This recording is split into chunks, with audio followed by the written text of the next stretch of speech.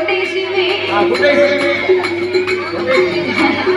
அதிலே இருபுறமும் கொண்டை சீவி மஞ்சள் குறிப்பிட்டு எழுத்தாணி பிடித்து ஏடு தொடர்ந்த வேணும் வந்து மறுநாள் அன்னைக்கு விஜயதசமி சரஸ்வதி பூஜைக்கு சாமியை கும்பிட்டாங்க.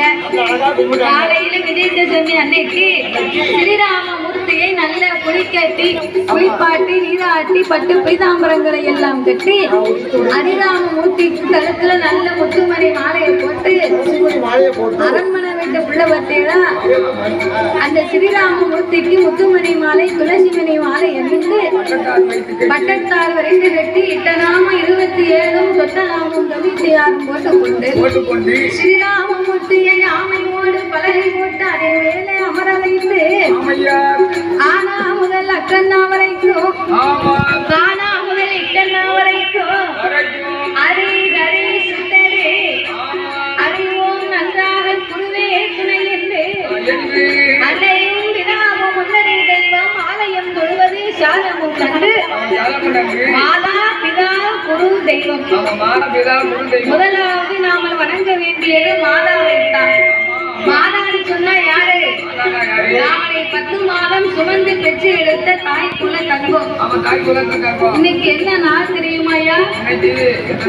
இன்னைக்கு 10 மாதம் நாமளை கருவிலே சுமந்து பெற்று எடுத்து மடியிலே தவள வைத்து நாமளை வளர்த்த ஆளாகிய தாய்மார்களுக்கெல்லாம் இன்னைக்கு அன்னையர் தினம். யாருக்காவது தெரியுமா தெரியாதா? எனக்கு தெரியுமா? பரவாயில்ல. என்னை பெற்றெடுத்த தாய்க்கும் என்னுடைய ஈசையை கண்டு ரசித்து என்னை பிள்ளையாக நினைத்து வரக்கூடிய அனைத்து தாய்மார்களுக்கும் எங்கள் இல்லிசையின் சார்பாகவே மனமார்ந்த அந்நியர் தின நல்வாழ்த்துக்களை தெரிவித்துக் கொள்கிறோம். இன்னைக்கு போல என்றைக்கும் நீண்ட ஆயுளோடும் நிறைந்த சந்தோஷத்தோடும் என்றைக்கும் சமாதானத்தோடு முள்ளு முறியாமல் முடிந்த பூவும் மாறாமல் ஆள் போல் இலைகளுக்கு அருகுது போல் வேறுண்டு மாங்கல்யம் தலைத்து என்னைக்கு மங்களகரமாக வாழ வேண்டும் என்று ஹரிராமமூர்த்தியை வணங்குகிறோம் அம்மா. அதனால முதலாவது வந்து நமக்கு முக்கியமே மாதாதான். மாதாவுக்கு பிறகுதான் பிதா.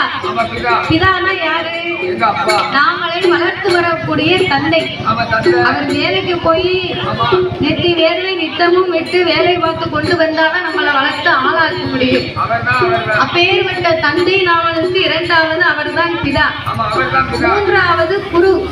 குருன்னு சொன்னா நாமளுக்கு சொல்லிக் கொடுக்கக்கூடிய வார்த்தையாரை என்னைக்கு மறக்கவே கூடாது. நல்ல பெரிய ஆளா வந்தாலும் கலெக்டரே ஆனாலும் நம்ம வாத்தியாரை பார்த்தோம்னா வாங்கையா அப்படின்னு கையெடுத்து வணங்கணும். அவரை என்னன்னு கேட்கணும். அதை விட்டுட்டு பார்த்துட்டு முகத்தை திருப்பிக்கிட்டு போக கூடாது.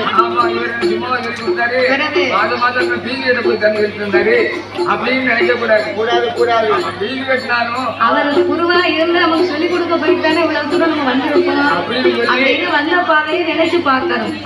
மூணாவது குருவை வணங்கணும். ஹரிராம வாத்தியார் நல்லா படிக்க வச்சாங்க அப்படின்னு சொல்லி வணக்கம் கேட்டுக்கணும். நானும் நல்லா படித்தேன். ஐயாவும் நல்லா சொல்லிக் கொடுத்தாரு, படிக்க சொல்லிக் கொடுத்தாரு. அவர்களை படித்ததுனால இப்ப திருவள்ளி மாவட்டத்துக்கு நினைக்கணும். அப்படின்னு குருவை என்னைக்குமே மறக்க கூடாது. நாலாவதுதான் மாதா பிதா குருவுக்கு பிறகுதான் தெய்வம் இருக்கான். ஆமா, சில பேர்லாம் பெற்ற தாய் தகப்பனுக்கு இருக்கக்கூடிய கால வரைக்கும் பச்சை தண்ணி கூட கொடுக்க மாட்டாங்க. தாய் தகப்பனை தெருவுல விட்டுட்டு பழனிக்கு போய் 10 காவடி எடுத்தாலும் சாமி நமக்கு அனுகிரகமே செய்ய மாட்டாரு. சில பேர் உயிரோடு இருக்கும்போது இந்த ஒரு ஆடை உடுத்துவதற்கு இந்த மருமக கிழிஞ்ச சேலையை கூட மாமியாருக்கு கொடுக்க மாட்டாங்க. பக்கம் அதை இடைக்கு போட்டாலும் போடுவாரே தவிர மாமியாருக்கு கொடுக்க மாட்டா. ஆமா, மாமியார் செத்ததுக்கு பிறகு அவள் தீபாவளி அன்னைக்கு சாமி கும்பிடுவாங்க. பாத்துக்கோ, அப்ப சாமி கும்பிடும் போது அவளுக்கு சேலை எடுக்க போயிருப்பா சவுளி கடைக்கு. ஐயா ஒரு ஓரமா இருந்து 500 ரூபாய்க்கு ஒரு சேலையை பார்ப்போம் அப்படின்னு ஐயா எடுத்துட்டு நிற்பாரு அப்படின்னு நினைப்பா. இந்த அம்மா என்னவா தெரியுமா? பாருங்க, உங்க அம்மாவுக்கு இந்த 500 ரூபாய் சேலையா எவ்வளவு பெரிய மனசு. இப்படி இருக்கவா 10,000 ரூபாய்க்கு பட்டு சேலை எடுத்து வாங்க போய் பார்ப்போம். அதை பார்க்கணும். அப்படி செத்த பிறகு 10,000 ரூபாய்க்கு பட்டு சேலை எடுத்து வச்சு சாமி கும்பிடுவாங்க. எதுக்கு? சாமி கும்பிட்ட பிறகு அந்த சேலை அவதான் கட்ட போறா. இருக்கும்போது தெரிஞ்ச சேலை கிடையாதா?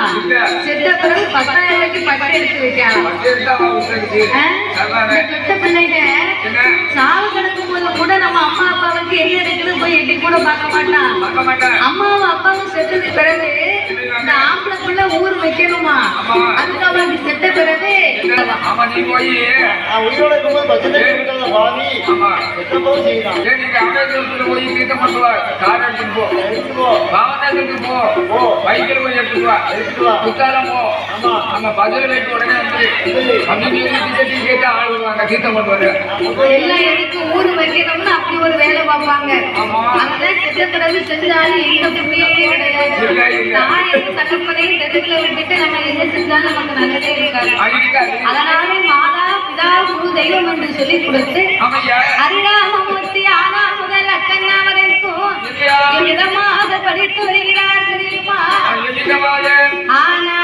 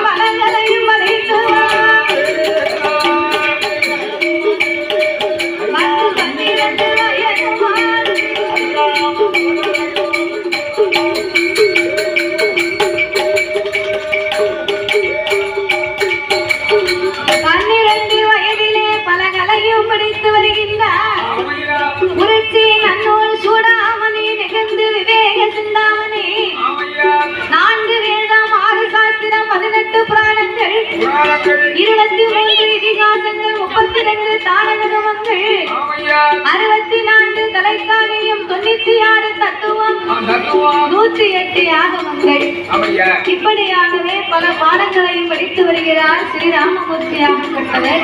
பாடங்களை எல்லாம் படித்தாலும் போறாரு. அரசு வீட்டு பிள்ளைக்கு இந்த பாடத்தை தவிர வீர தீரமுள்ள வில்வித்தை போர்வித்தை இதெல்லாம் கற்பிக்க வேண்டும். ஏன் தெரியுமா? ஒரு அரச குமாராக இருந்து கொண்டு அந்நிய நாட்டு மக்கள் போர் தொடுத்து வந்தார்களேயான திருப்பி போர் புரிந்து ஜெபிப்பதற்குரிய திறமை வேண்டும். அதற்கு இப்பேற்பட்ட வில்வித்தைகளை எல்லாம் தெரிந்திருக்க வேண்டும். அதனாலே இந்த ஸ்ரீராமமூர்த்திக்கு வசிஷ்ட மகாமுனிவர் தன்னிடத்திலே இருக்கக்கூடிய அத்தனை வித்தைகளையும் ஹரிராமமூர்த்திக்கு மட்டுமல்லாது அவருடைய தம்பியாகப்பட்ட பரதன், சத்ருகனன், லட்சுமணன் இந்த மூவர்களுக்கும் 4 பேர்களுக்குமாக எல்லா பாடங்களையுமே படித்து வருகின்றார். அவர் இன்னும் என்ன விதமாக படித்து வருகிறார் தெரியுமா?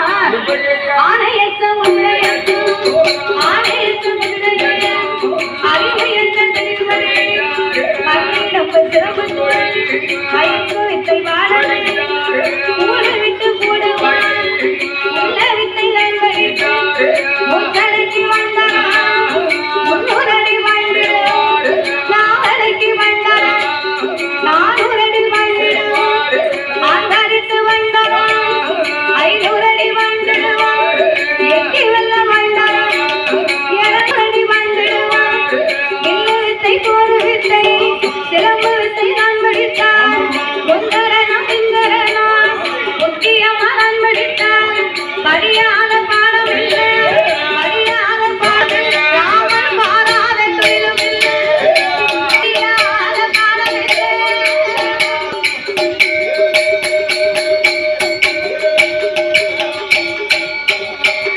அவர் படியாத பாடம் இல்லை மாறாத பிராணம் இல்லை எழுதாத ஏடும் இல்லை எழுதி அவர் படித்து வரும் நாளையிலே படித்து வரும் நாளையிலே அதே ஒரு நாள் திருமணியிலே